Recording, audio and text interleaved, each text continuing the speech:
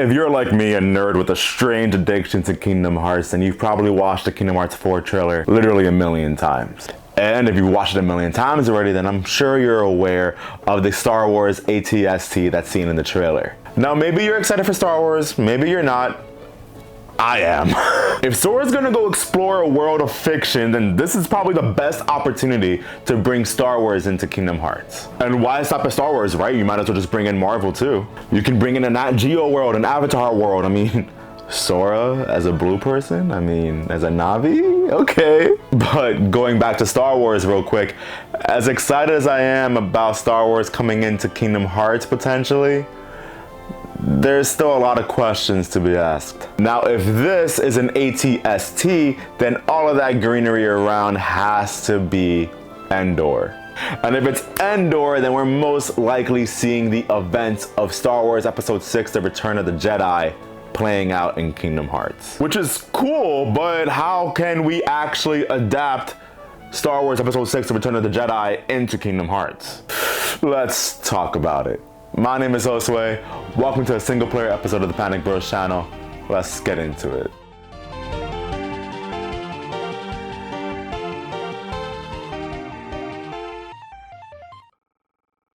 Maybe it's been a while since you've watched Return of the Jedi, so let me break down the movie real quick for you. The first 30 or so minutes of the movie is devoted entirely to a segment surrounding this palace of Tatooine crime lord Jabba the Hutt, and a storyline that builds up throughout the course of an entire trilogy.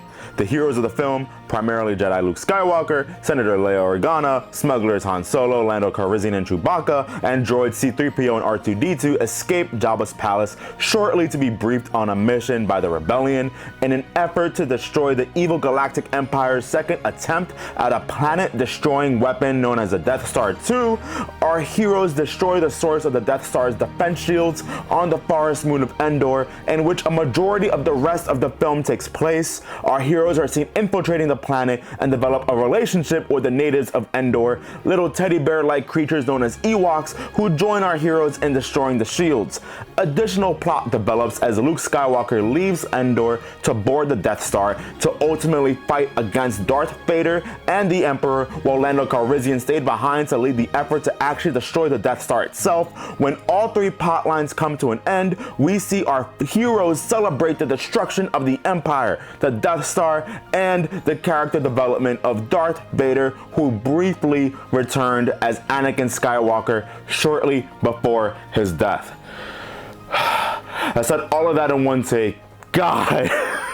That was a lot to summarize, so let's break it down. I don't think it makes a lot of sense to involve the first half hour of the movie into Kingdom Hearts, and I'm primarily talking about the events concerning Jabba the Hutt, right? The events, for all intents and purposes, are just a side quest in the grand scheme of Star Wars. No, it's a damn good side quest, but it has nothing to do with bringing down the Empire, except for just bringing back Han Solo. I personally can only imagine that Kingdom Hearts 4 will adapt the events of Return of the Jedi pretty much from when they arrive in Endor. What I can imagine is the world itself primarily being Endor, but with a little Death Star 2 circling the planet from the gummy ship navigation. Or whatever else it'll be that Sora uses to travel around worlds in Kingdom Hearts 4, but for the purposes of this video, I'm gonna keep saying gummy ship. But with that said, what will the areas of Endor actually be like? I can only imagine three. You start off in a giant forest-like area, similar to what we see in The Return of the Jedi when our heroes first arrive on the planet.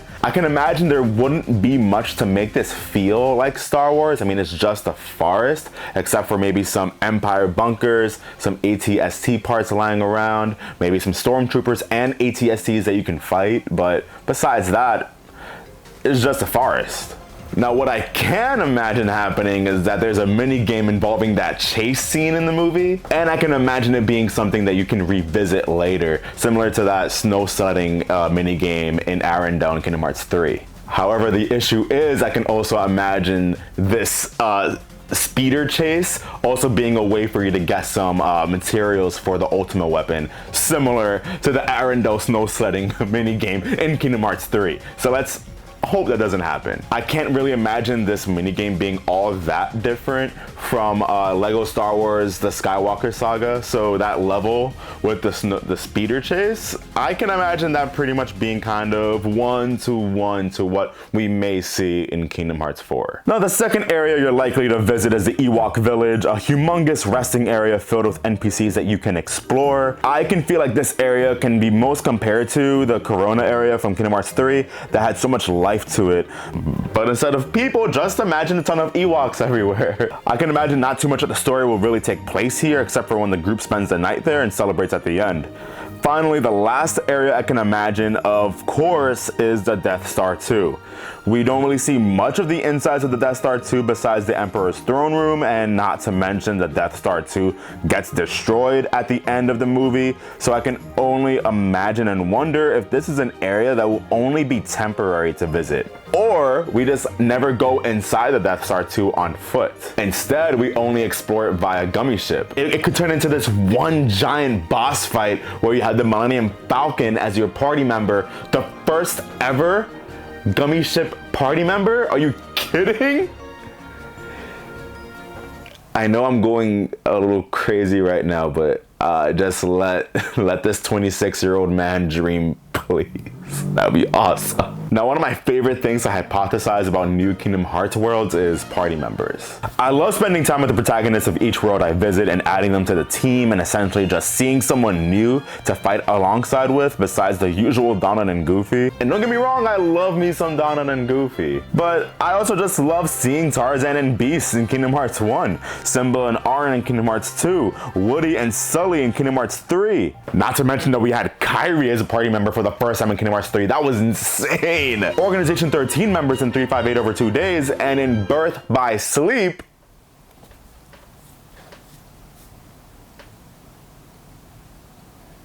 Birth by Sleep really did party members dirty, bro. So angry about that. If I had to pick some favorite party members in Birth by Sleep, it's Zack and Stitch, no question about it. I'm sorry for the long tangent. I needed to talk about party members for a quick second. Sora spends majority of his time in each world getting attached and close to the protagonists of that Disney property to learn their problems and character, to gain a better understanding of the situation at hand, and to play a vital role in seeing that character's happiness come to fruition. Sora's bonds with those party members are vital to the Kingdom Hearts franchise, and thus it only makes sense to me that Sora's party member when visiting Endor is Luke Skywalker and Luke alone. Mainline Star Wars films are essentially one giant tale of the Skywalker family, and no one is more enwrapped in this story of light versus dark, Empire versus rebellion, father versus son than our main man Luke.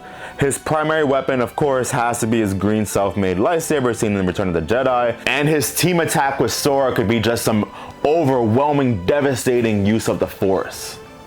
Now, as great as it would be to possibly see Han, Chewbacca, Leia, or even the Ewok Wicket as a party member, majority of these characters are long-range using blasters as their main weapon, and long-range attackers as party members isn't all too common in Kingdom Hearts. However, something is telling me that if we don't get Luke as the party member, we're gonna get Wicket. I don't know why, I just have a feeling. Alright, now let's talk bosses.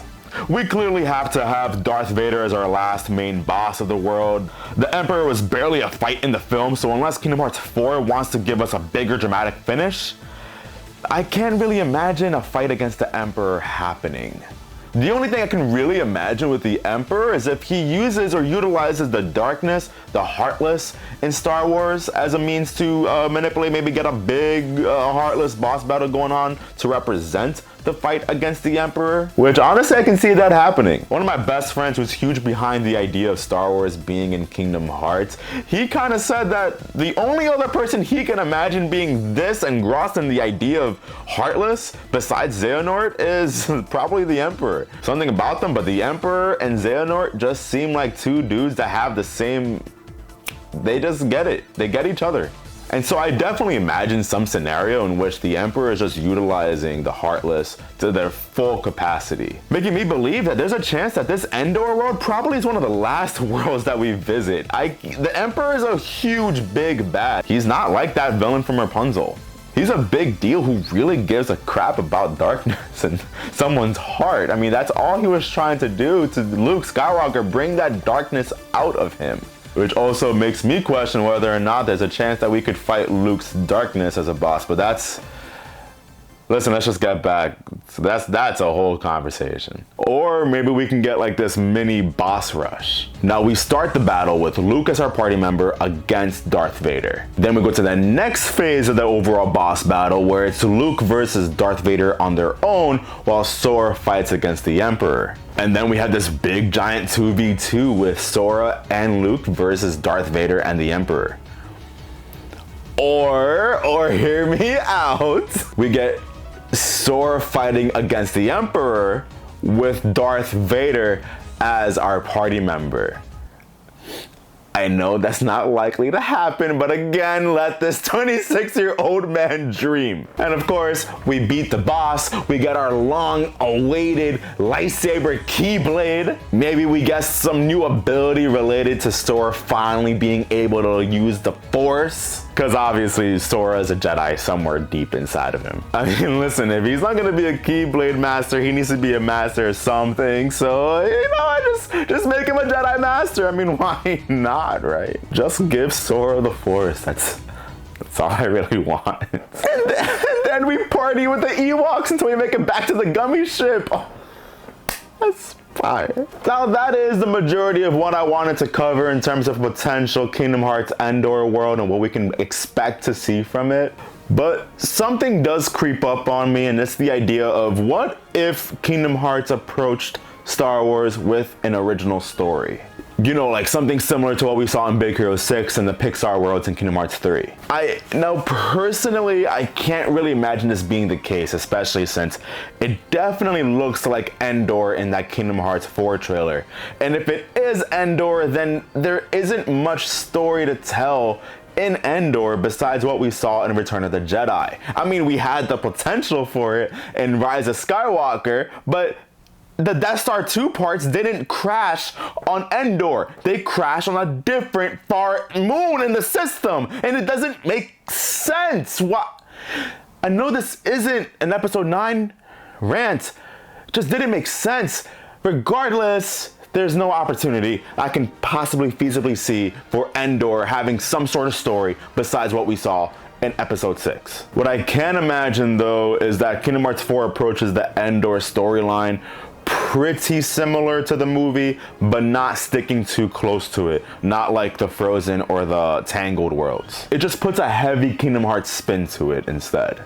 Especially since this is something where Sora's inclusion in the rebellion dramatically alters what could happen in a possible Star Wars world. I mean, dude is a force to be reckoned with against Darth Vader and the Emperor. Are you kidding? What I can imagine is that Sora starts off helping Han Solo and Leia take down that bunker just for him to take the gummy ship straight to the Death Star 2 to help Luke fight against Darth Vader, and then he takes that same gummy ship to destroy the Death Star 2.